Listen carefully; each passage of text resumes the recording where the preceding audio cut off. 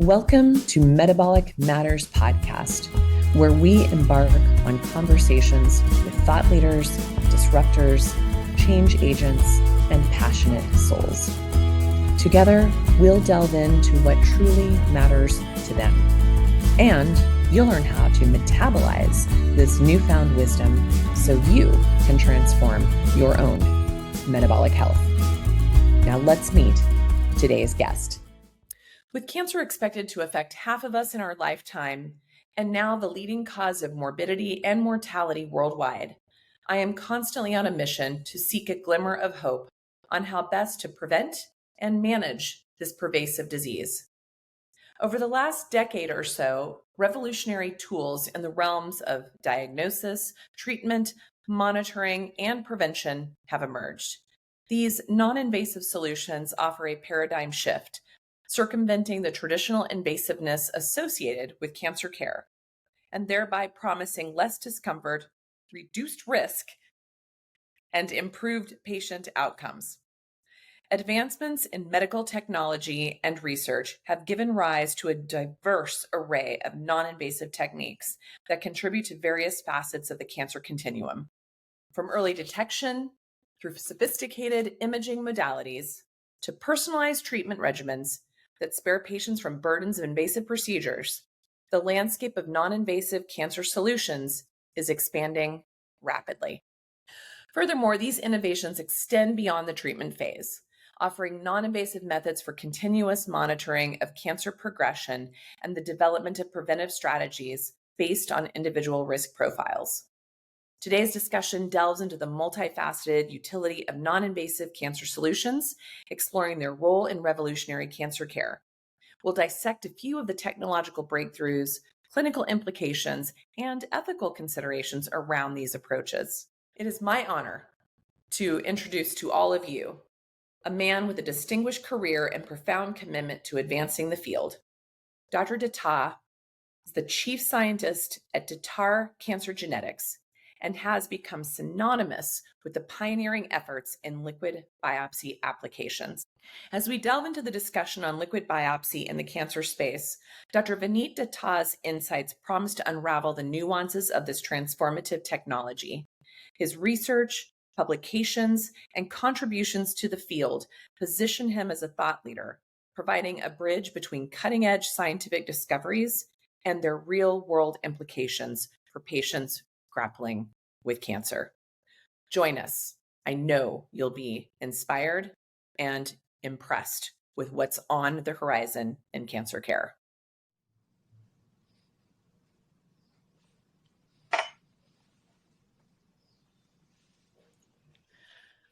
Welcome, everybody. I am incredibly honored to introduce you to someone I've had the privilege to meet on a few Zoom occasions that has really inspired me in what the future of oncology holds. And I want to start by introducing him just by something I read on his LinkedIn. Actually, I think encompasses so much of why he's here today with all of us. So I want to highlight Dr. Vineet Datta's amazing sort of tagline on his introduction on LinkedIn, which beyond being a medical doctor and beyond being a health tech enthusiast, he literally states that he is unapologetically driving the science of hope. That just absolutely gives me chills to even say that. It gave me chills the first time I read it, and it gives me chills again to repeat it. But I want you to tell us exactly how you're doing just that. Thank you and welcome. Thank you, Nasha. It's great to be here. So, as you mentioned, I'm a physician by training. I'm not a naturally trained genomic expert. I have done that on the go. I'm clearly a genomic enthusiast, and my interests reside in the two extremes of the cancer ecosystem.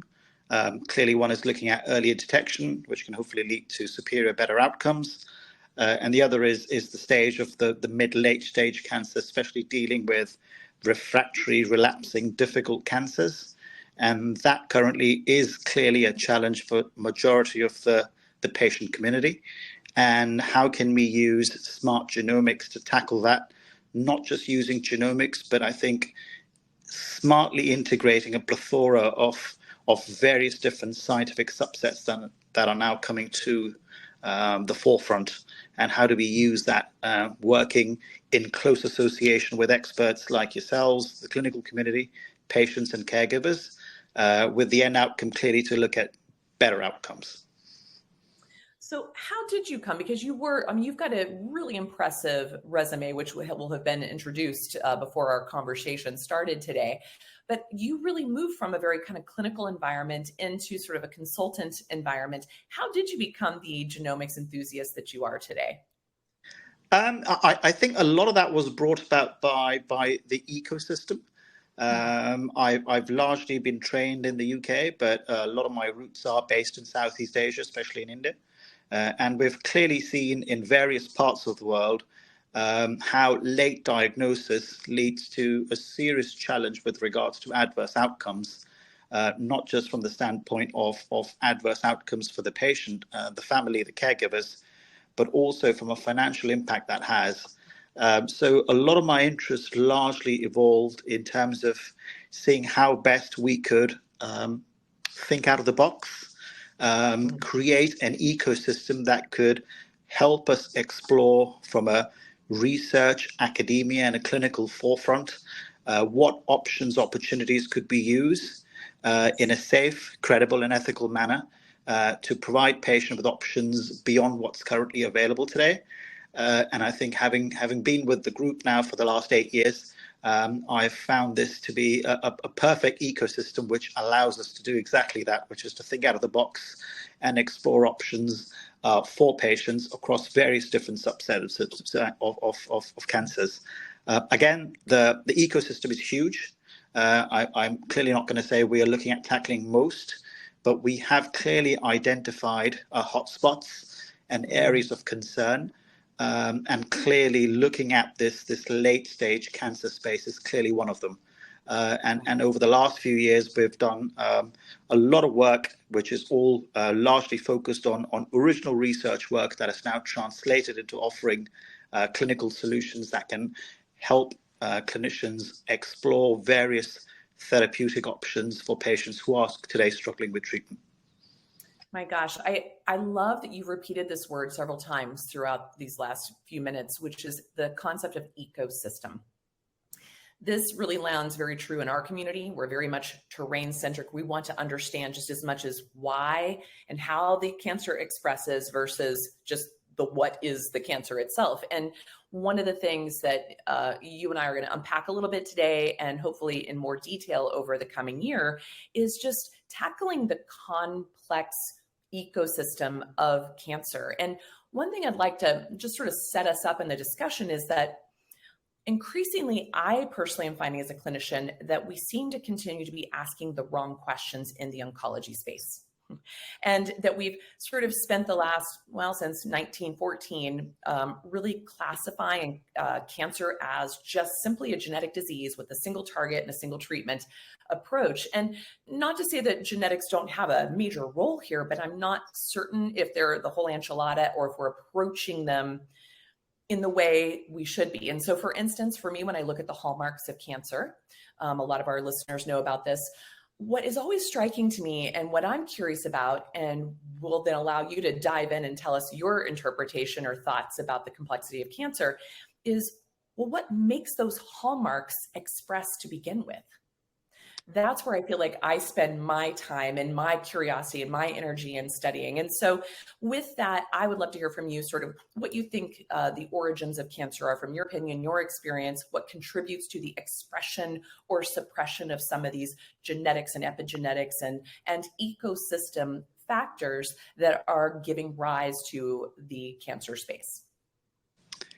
Yeah, so the reason why I mentioned that as an ecosystem, and the reason why we will discuss during our discussions how we want to target the ecosystem using an encyclopedic approach rather than a very myopic unilateral approach, and why that makes sense for us is purely because the disease is quintessentially an extremely complex one.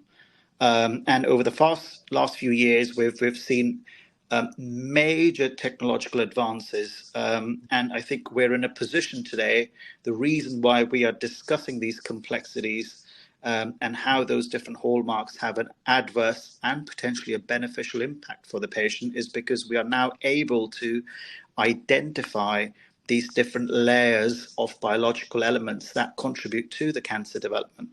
And I think it's in that space we are now starting to very actively talk about a concept that we started talking a few years pre-COVID, in fact, which is looking at an integrative multiomics approach and how can you use that smartly to gain insight into the cancer, not just as a biological phenomena, but also in terms of how can you define a precision-based approach.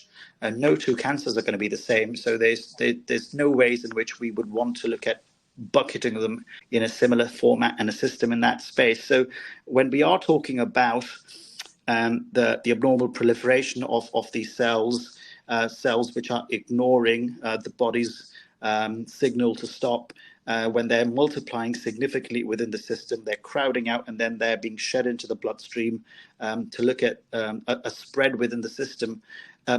We know that in a healthy body, these cells that are dividing and growing are doing so in a relatively orderly fashion. And we know there is an intrinsically protective mechanism within the body that will look at eventually causing death of these cells by design. And we know that design is apoptosis. But we then also understand that some of these processes, which are naturally protective mechanistics, will go awry. They will go bad. And that's really where the acquisition of those hallmarks, as you discussed, really impacts our transition from a normal cell into a cancer cell. And these hallmarks typically are extremely complex. And they are complex from various different mechanistics. This is not just about, as you mentioned, a target, a drug. These are complex phenotypic changes. These are molecular changes that are being largely propelled into the space of uncontrolled growth of cancer cells. They are trying to evade the normal growth suppressor mechanistics which the body is throwing into the system. They're resisting a cell death. They're trying to replicate immortality, new vessel generation, something that we call angiogenesis, which is going to be a precursor for spread, and then eventually looking at metastasis. So typically the problem that we face is that these cancers, largely these solid tumors, will release intact malignant tumor cells into the blood circulation. These are what we call as circulating tumor cells, and they will be responsible for the spread of the cancer.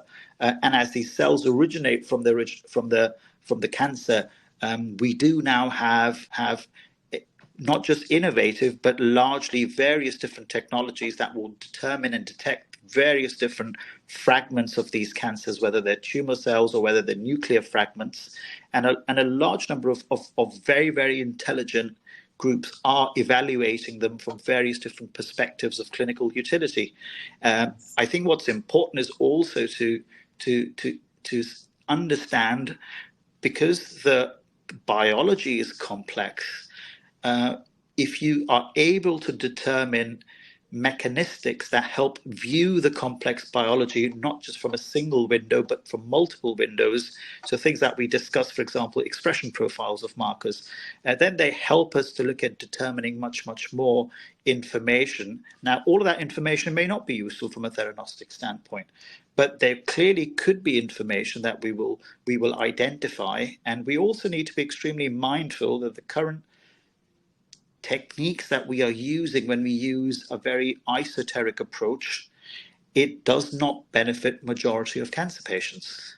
And that's very important to understand. So while we may feel that we are practicing a precision-based oncology approach, the end outcome that we are looking at is to determine, one, biomarkers that could help define a therapy. But then subsequently, the phase 2 of that discussion has to be, we've identified the targets, but are they now actually working for the patient or not? Because if we're not able to achieve the end outcome, then it really then ends up, unfortunately, being an academic exercise. And the aim is to see how can we look at benefiting both overall survival, progression-free survival, improving lifetime for an individual patient, but ensuring majority of that is not spent in the hospital firefighting side effects of the treatment that he or she has been provided.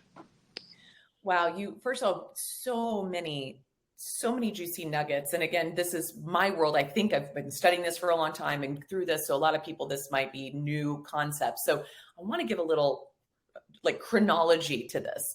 It was not that long ago when I was in, private practice, probably 2008, 2009, when I started running across, maybe even before then, maybe 2005, when I started running across the potential for testing tumors and blood types that were becoming more available to our patient, not just in research environments.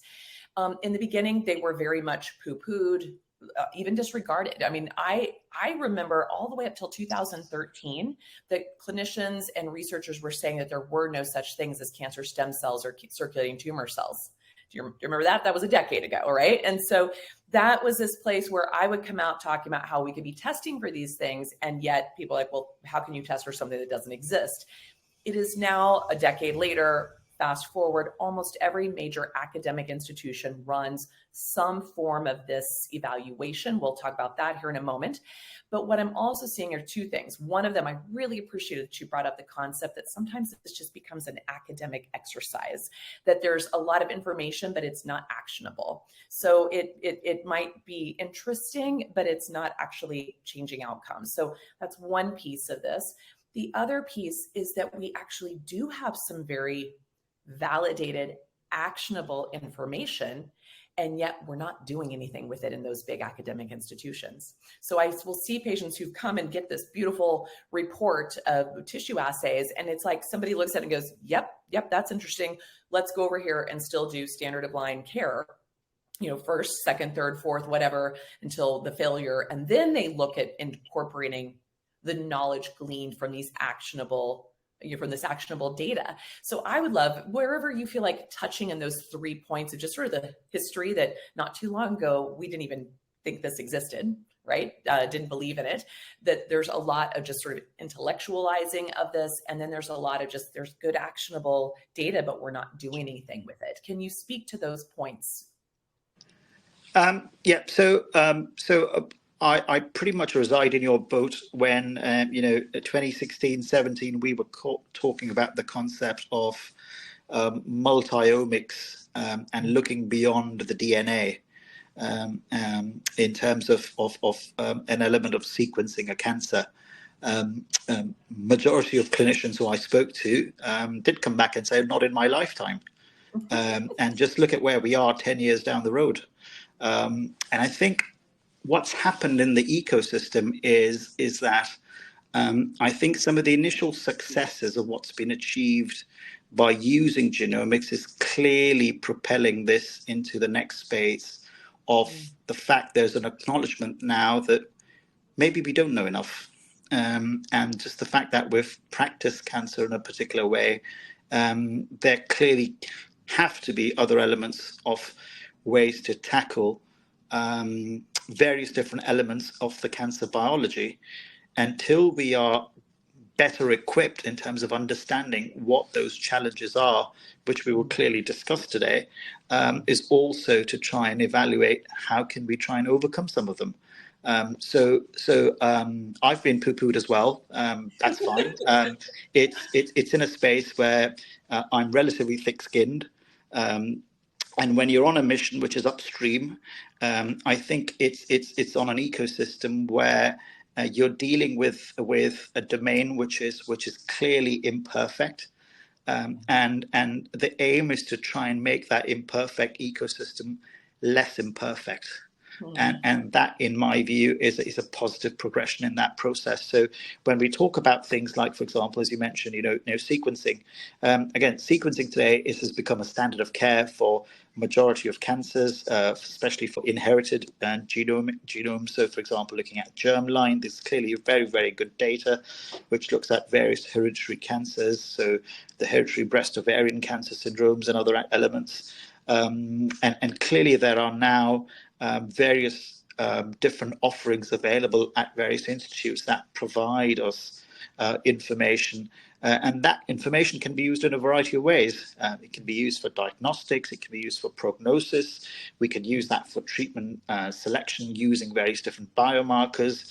We're now doing exciting things like looking at tumor mutation burden, we're looking at instabilities of the cancer, we're looking at actionable alterations which can help us define things like immunotherapy-based elements. I think the challenge has been that the two most commonly utilized purposes of using that sequencing have been either to determine on-labeled use of approved therapies, Correct. okay, or they have been largely to determine clinical trial eligibility. Yes, And I think what we've done is we've worked ourselves into two extremes within the system. And I think the challenge has been for us now, how do we find a middle pathway that helps us define various different elements from my perspective personally as a clinician, and I speak as an individual. If I had a choice of using smart genomics to tailor make a therapy for an individual using certain FDA labeled drugs where both the safety profiles are well established, but we do know that there's an ability to work beyond a certain organ system or the organ agnostic space that we've been discussing now over the last few years. I would clearly explore that for my patient over a clinical trial where only the safety profile has been established, the efficacy hasn't, because that's the endeavor of the clinical trial. And I think to the point that you made, I think majority of the barriers that exist today in terms of very efficiently implementing them have to be basketed, in my view, in two or three different areas. One is obviously clinician knowledge, but the challenge is not just the knowledge. The challenge is in our training. When I trained as a clinician within that space, I remember beyond one chapter of genetics, we read nothing else.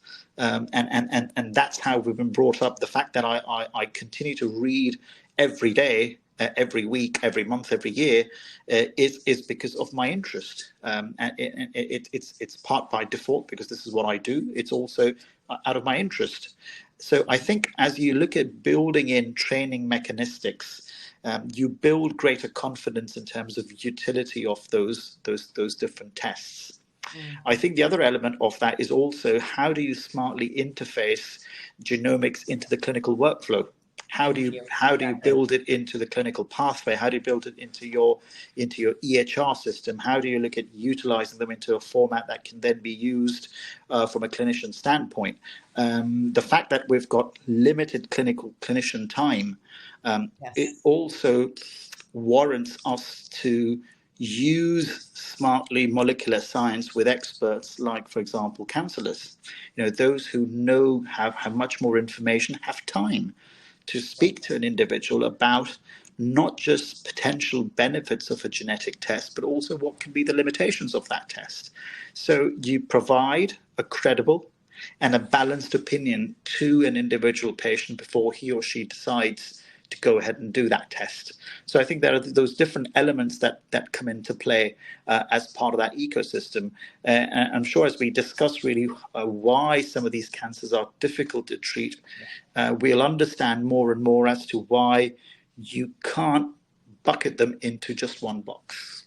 Thank you. And I think before we dive into that I just want to reiterate a point that you brought up about that really there are sort of like two main pathways. You follow this algorithmic NCCN in the US guideline standard of care that you don't move to the next tier until, quote unquote, the language that's specifically used in this arena is when the patient fails the treatment. However, I very much want to flip that to when the treatment fails the patient, because that is actually the reality. And so what I feel that this type of testing offers is a higher probability of success for the patient responding to a given therapy. So that's one point. The other point is you talked about clinical trials, and most of these testing has been designed to help find what clinical trials will the patient fit into based on that data.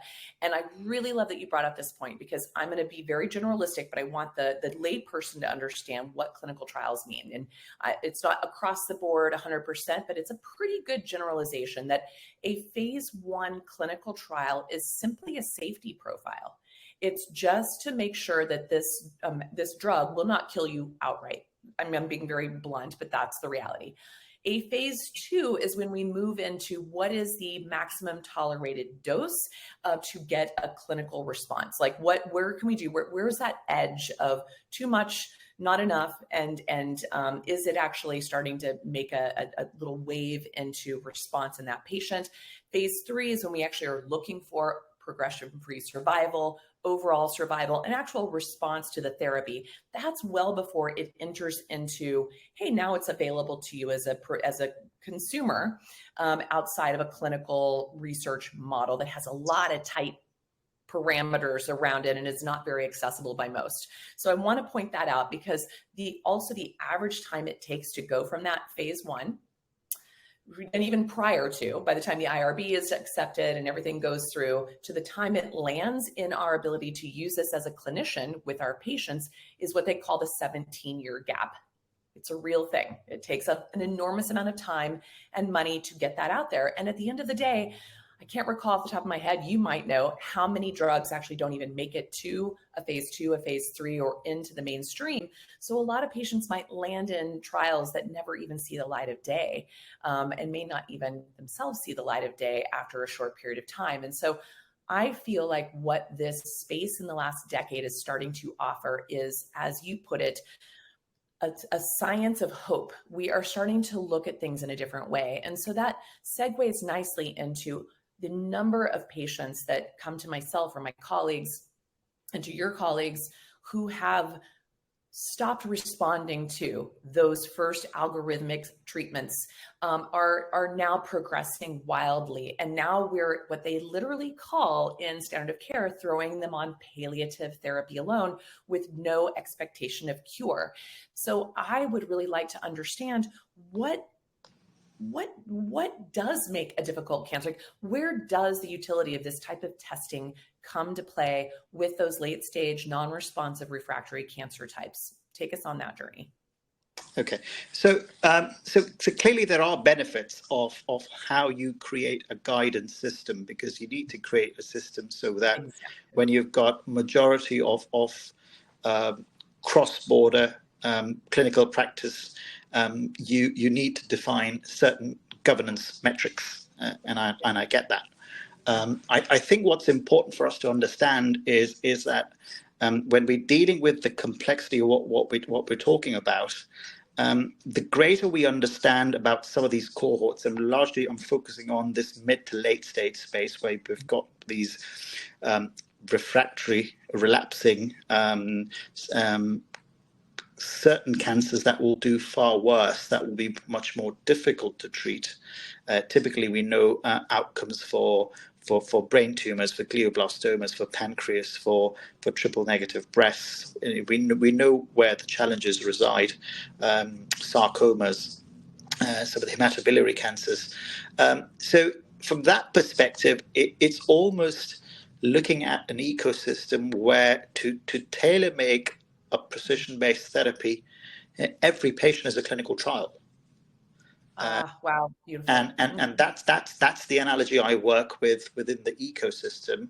And then it's a very science-focused, yet a pragmatic approach of trying to identify targets, trying to overcome why some of those therapies are not working, and also balancing the fact that you do need to provide to patients where the immune system has been decimated by progressive use of therapies that have not worked.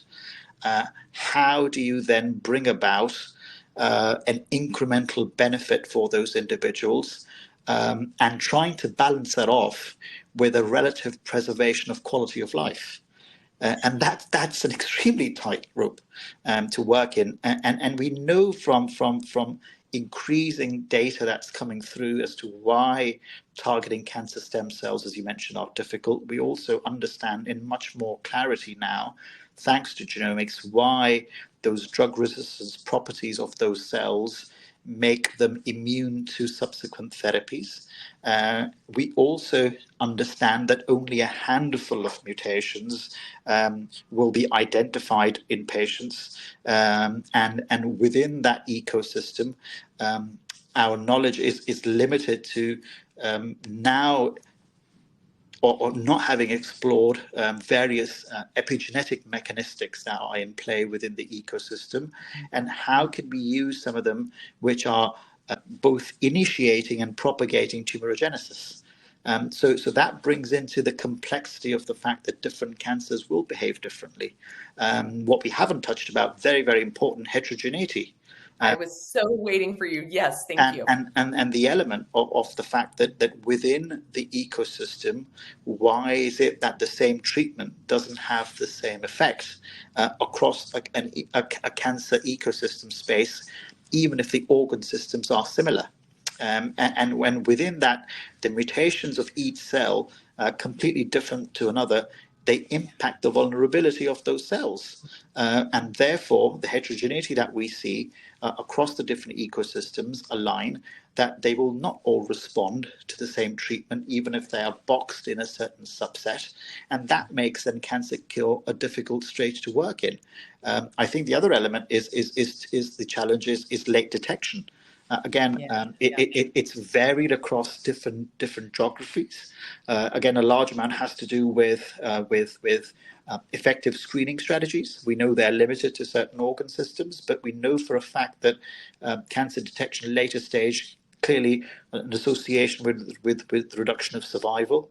We know that across various different organ systems. We also understand that there are various hypothetical models that clearly look at the fact that if you can downstage from a stage 4 diagnosis to a stage 3 diagnosis, then clearly there is a modeling that suggests there will be fewer cancer-related deaths within an ecosystem that you study over 4 or 5 years. Again, these are mathematical, they are retrospective analytical models that have been developed, but clearly they are suggesting that the earlier you start treating, the better chance you've got. The other element which is important for us to understand for clinicians or for patients who are struggling with these relapsing cancers is there's also increasing data to suggest that when you initiate a therapy that doesn't work, it just doesn't work for that cycle. It also impacts successive cycles and limits and reduces the probability of success for some of those cancers and for some of those cycles.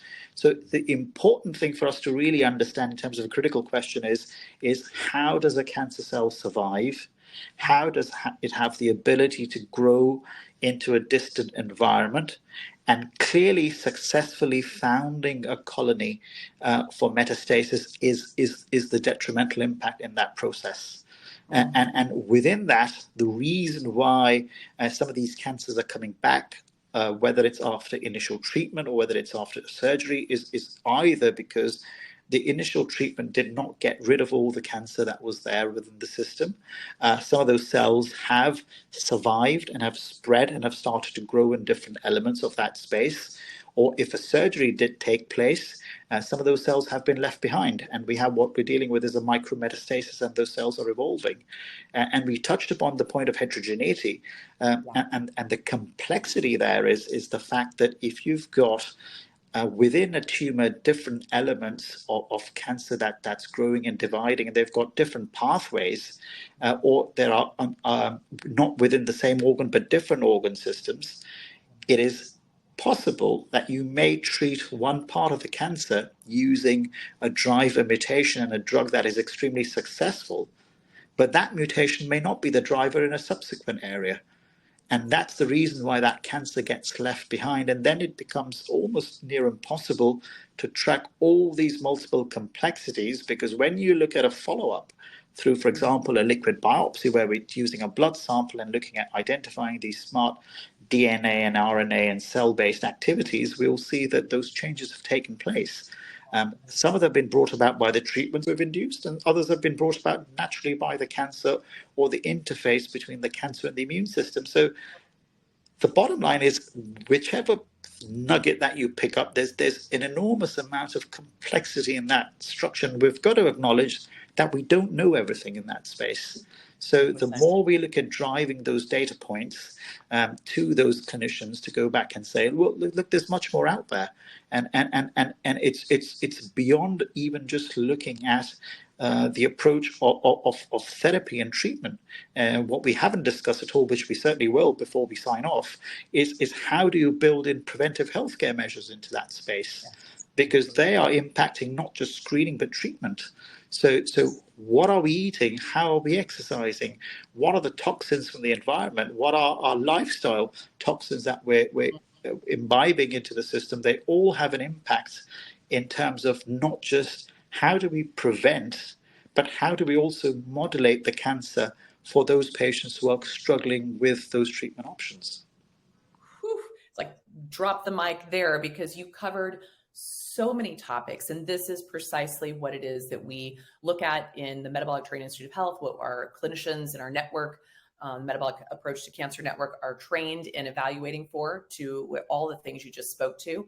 I want to highlight a few pieces for folks who this might be new ideas for, in that the way we've typically treated cancer for the past 100 years is through this maximum tolerated dose approach. Our research models are based on this, and our application of it clinically is based on this. And yet we're getting emerging evidence to what Dr. Datta just spoke to, which is that speaking to that heterogeneity, meaning there's a lot of different things happening in that same tumor, that same, cell even. I mean, there's just a lot going on, that it's not homogenous, that you just give one treatment and it should take care of everything. In fact, it leads to, more often than not, this sort of whack-a-mole game, I think, is an analogy I've been able to share with my colleagues and my patients, to say, okay, great, we knocked out this one line or this one personality of the cancer, but we actually invoked another. So one of the examples in the ovarian cancer space is that surgery can be one of the most powerful therapies for this. And it also triggers, the surgery itself triggers TGF beta, transforming growth factor beta, which is one of the key drivers of ovarian cancer. So it's this catch-22.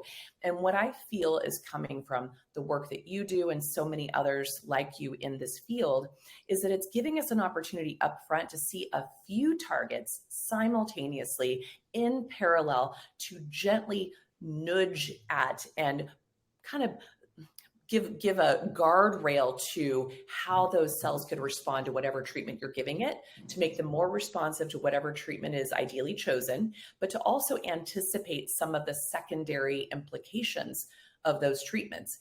To me, this is an incredibly exciting time of research and expansion on what we're just, like you said, just like I don't even think we're scratching the tip of the iceberg. I think it's so much, but it gives me hope on what we can be doing differently and doing better. And so, because the other piece I want to make sure before we tie this up a little bit in a moment, a lot of people may not even know what we're talking about when we talk about testing. So I know people know that they usually go in for surgery, get a biopsy, and then that goes to pathology for them to say, oh, this is a adenosarcoma, or what cell type, what embryologic or what cell type is this? That's how we've also classified our treatment approaches most often. Well, what we're talking about here today is a little more sophisticated than that. We can actually look at the personalities behind that pathology and start to understand even more actionable targets that we can sometimes hit with a single drug to multiple targets versus a single drug to a single target, or multiple dietary, lifestyle, off-label drug, nutraceutical, herbal, intratumoral, surgical, metronomic chemo, fractionated radiation. I mean, a multitude of therapies that can actually have more of a shotgun effect and hitting a lot of that ecosystem that we're talking about here. And so could you just briefly speak to what we mean when we're talking about this more targeted precision testing, both from the maybe tissue assay beyond pathology and the liquid blood biopsy space, in case someone's really new to this discussion? Okay. I think we've clearly seen over the last decade the potential benefit of molecular science and how that has the ability to transform various strategies, not just to diagnose, to stratify, to monitor, but also to treat cancer. And within that space, a lot of very, very good genetic research over the last few years by various groups across the world has clearly looked at driving a lot of these solutions into clinical practice. And I'm absolutely confident that as these benefits of these solutions get increasingly established, you will see this having a far greater adoption.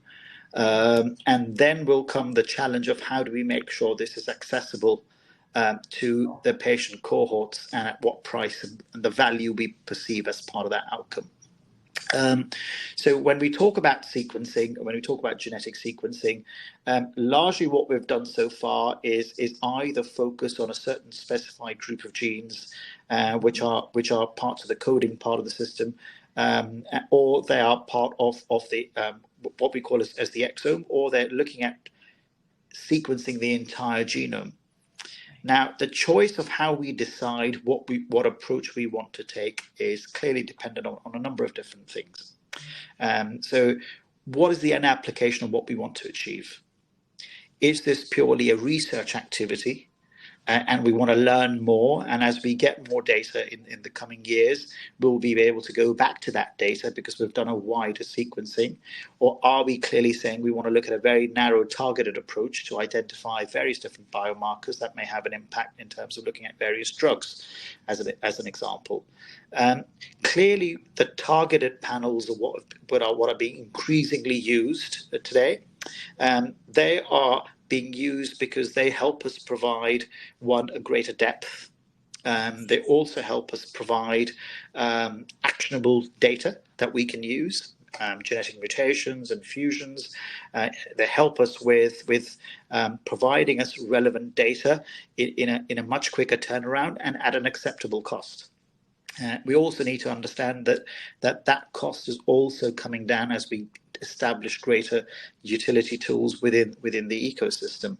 The challenge for us has really been that while we've looked at various data sets that look at matching the genome subtyping across the driver mutations, unfortunately, we only are able to capture data for up to about 4 out of 10 patients in that ecosystem. But the number of patients that subsequently end up being treated with a specific genotype matched drug is only about 1 to 2 out of 10. So for all the hurrah of using the garb of precision medicine, if we go by a very narrow myopic approach of just looking at the exome structure, then majority of the patients today do not benefit from that approach. And that clearly is today a challenge for us within the system. So this is largely also being defined by how we're devising various strategies for patients, looking at the different subset of mutations, rare or otherwise, and how we providing our trial discussion and our enrollment process into the ecosystem. The fact that we've got both intra and intertumoral heterogeneity further adds to the complexity, because then we're really trying to identify which is really the true mutation which is driving that process. And I think that is really where the challenge comes into the equation. I think very, very early, about 7-8 years ago, one of the things that we understood from our approach was clearly going to be the fact that there are a myriad of different mechanisms. There are various different interactomes that are in play. These are from coding to transcription to regulation to protein synthesis. Majority of that is used today in clinical practice when we look at DNA and IHC and other elements. But the fact is that there are clearly interplay of various different pathways. We also understand that there are various post-translational modifications that take place when we're looking at these approaches. Clearly, there are elements of clonal evolution of some of the resistant pathways that are ongoing. And as you look at those pathways, each of them then progressively contributes and progresses towards sustaining survival and proliferation of those cells.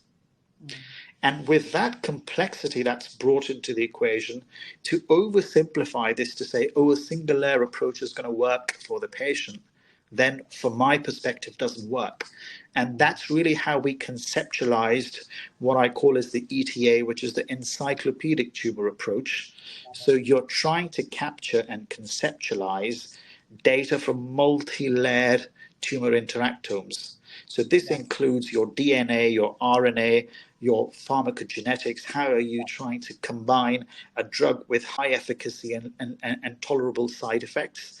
And also trying to look at the in vitro response of viable cells, either in blood or in live tissue.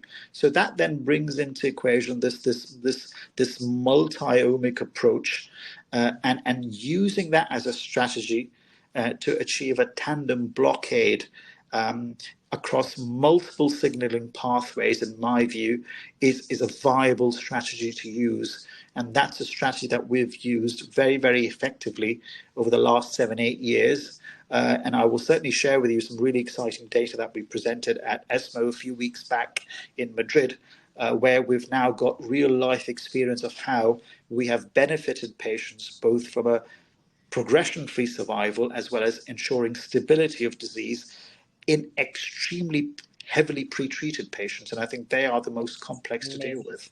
Agreed. You know, you just, again, you're speaking to these pieces that you're talking about.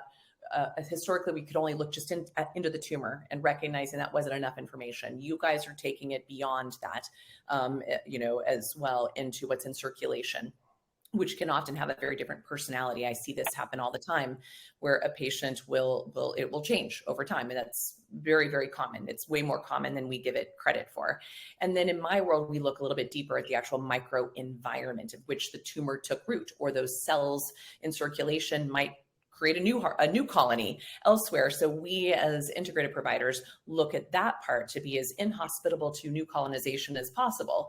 And so when we bring the best of what standard of care, like amazing research in the field and what you're doing with what we're doing in the integrative alternative, I hate that word alternative, but complementary integrative space, we have even more potential to make a difference for our patients' overall survival rate, progression-free survival, and for sure their quality of life. And so when I know we are going down a lot of rabbit holes here and a lot of people's heads are probably spinning, one of the things I want the listeners to know is that Dr. Vineet and his team are partnering with MTIH to help make this complex discussion very applicable to the clinical environment. And so we're looking at creating a 6-part training series for clinicians, doing a much deeper dive in what we're very much skimming over the surface of today. So we're kind of planting the seed that will be launching by the first quarter, middle to the end of first quarter of 2024. So we are hoping that this not only becomes an incredible tool and resource for our clinicians in our network, but beyond, because there are so many clinicians who are overwhelmed by this information, don't feel that it's clinically applicable, and need the tools and the resources and just the awareness that these tools exist. And to what Dr. Vineet was saying, they're not perfect, but they are a heck of a lot better than having nothing at all. And so they're constantly evolving. And I know that Dr. Vineet and his team at Datta are very committed to improving upon these offerings in their world, as well as so many other tissue and blood biopsy companies around the world. And so with that being said, what are you most excited about in the future of this field? I mean, you've kind of alluded to some of it. You've talked about the science of hope here. What do you see happening with this brilliant information that is moving from the bench to the bedside in supporting our patients? Well, I'm truly excited by what 2024 is bringing, which is, I think, our collaboration of building together. I think the foundation is going to be education, and at various elements. And I'm delighted that we will bring in real experts who know their stuff from the science standpoint, from the molecular side to the clinicians, and my role is largely to link all the exciting things that are happening at the lab and looking at that data and how can we make that useful for the clinician and the patient. You brought about a very important point. So the acquisition of those hallmarks that we discussed and which we will talk about in 2024, they are happening at multiple levels. And you're absolutely right. We are looking at the genome and the epigenome in that space, part of the transcriptome. But clearly, there's much more out there. There's the proteome, there's the metabolome, and all these different omics that are coming in. They vary in their complexity, and it's important to understand when we're dealing with approaches and strategies which look at these relapsing refractory cancers. What we are doing at our level is to identify a multi-analyte molecular analytical platform that will look at synchronicity between the DNA, the RNA, the in vitro chemosensitivity, looking at an label agnostic mannerism of driving a multi-layered treatment approach. But clearly there has to be much more beyond that. And I think this is really where various experts come in from those different elements. So I think from my perspective, clearly there are two elements to this. One is clearly early diagnosis, no doubt. And this is something that's going to be very, very important for us to look at.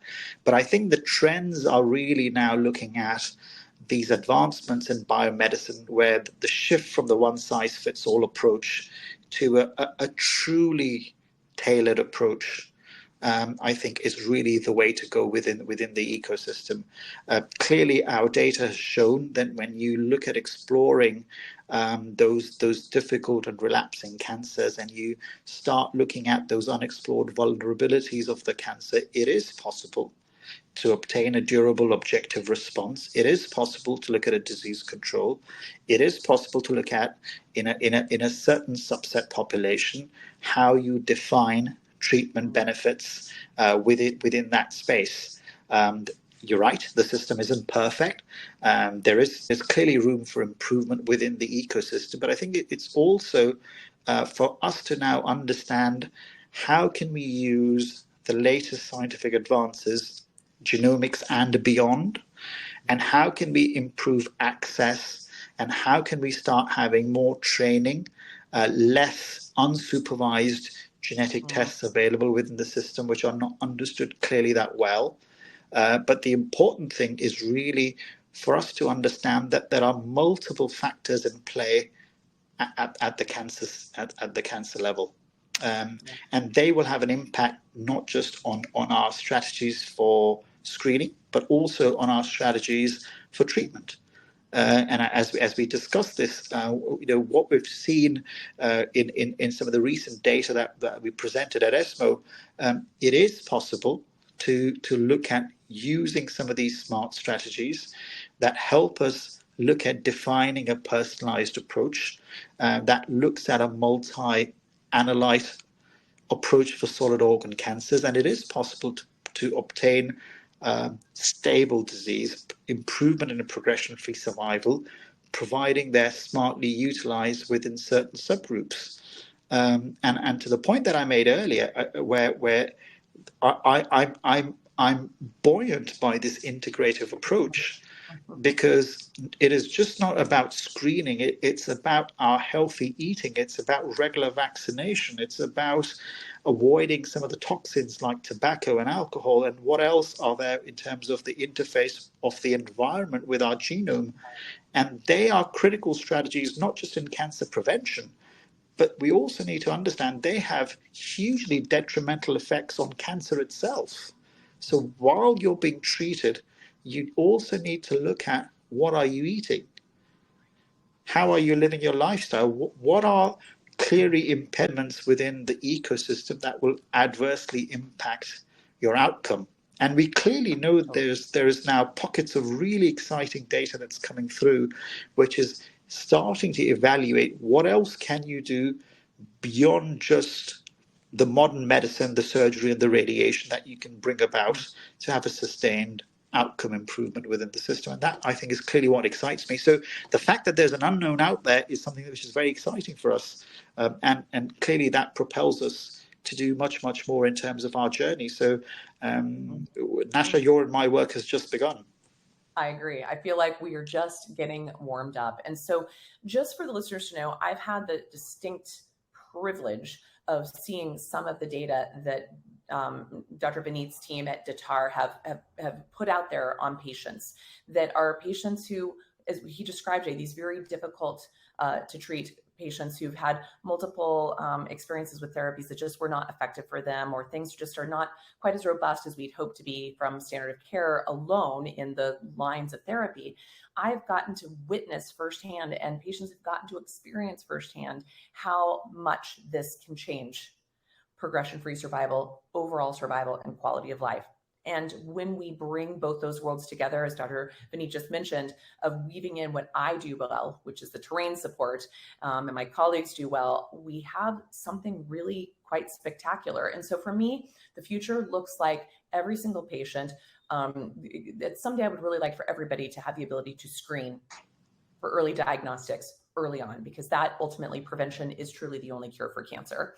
So to be in that space, as he mentioned at the beginning, focusing there and helping people understand what it takes to stay healthy, to become healthy and stay healthy. That's one area that we're also very committed to focusing on at MTIH. And then the other side is when sort of, frankly, all hell breaks loose and nothing else is responding, we need to be a lot more assertive and much more precise and personalized in that approach, which is where, if we could have every single patient take pause from whatever standard of care is no longer serving them, take a little break, get a new updated test information from a company like Datta, where you then can look at the sort of evolving or emerging personality of that cancer, looking at the other metrics that we gather from other meaningful data. For instance, C-reactive protein is just a good example I like to use here, that standard of care therapies will fall short if a patient already has that level of inflammation arising, because that leads to more multiple drug resistance and more side effects of the treatment and poor prognosis. So somebody with my training knows how to directly address that inflammatory process and support the patient so they can have better response to whatever therapies seem to be matching them in their needs at that time. So I just look at a time and a place where we will have a very distinct roadmap for every single patient, every single time, whether it's in a preventative state, a direct in-process treatment state, or a maintenance of a remittive state or manageable state. This is the future of oncology care as we know it. And so I don't know about the rest of you, but personally, I'm left with a profound sense of optimism for the future of oncology care. And through, having lived through a journey of cancer myself and recognizing that it's filled with lots of road bumps and challenges along the way, it is great honor with luminaries like yourself, Vineet, that are leading the way. And so thank you for sharing of your insight, your expertise, your vision, and to our collective future precise health, where we are converging all of the best of these both worlds and redefining the landscape of cancer care for, frankly, generations to come. And so I can't wait to see what we're going to be putting out there together to start helping other clinicians have access to and become educated, empowered to utilize this approach in a very meaningful way that will absolutely make a difference in their patients' lives. So thank you so much for your precious, gracious time, and we continue.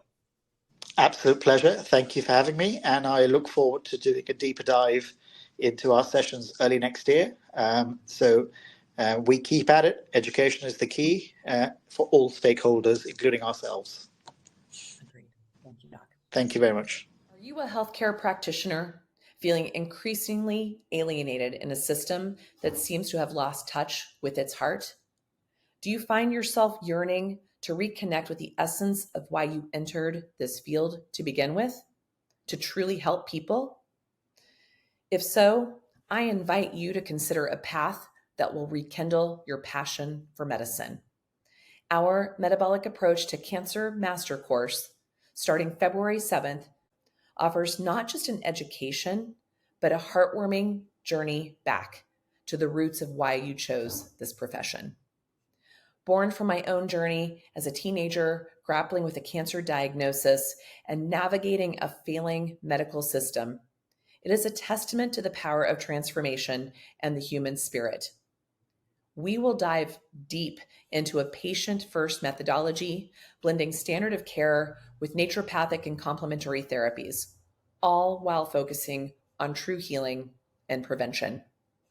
Explore our Terrain 10 concept, a compassionate approach to understanding the multifaceted nature of cancer, as well as other metabolic diseases. It's about giving you the tools to not just treat, but truly connect with your patients on a deeper level, addressing their unique health needs.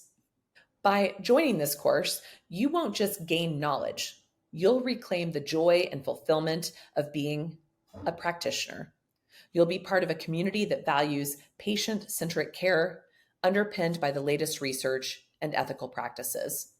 In this era of healthcare, where so many feel frustrated and unable to provide the care they deeply desire, ask yourself, is it time to reignite my passion for medicine, to be part of a movement that restores the soul of healthcare and places the well-being of my patients at its very heart and soul?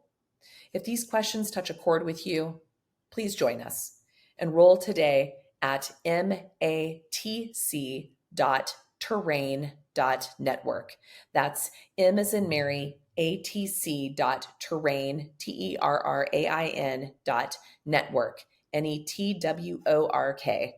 And use the code podcast20 to get 20% off your course fee. Together, let's bring warmth, empathy, and genuine healing back into the heart of healthcare. Thank you for joining us for this episode of Metabolic Matters. We hope you found today's conversation insightful and empowering.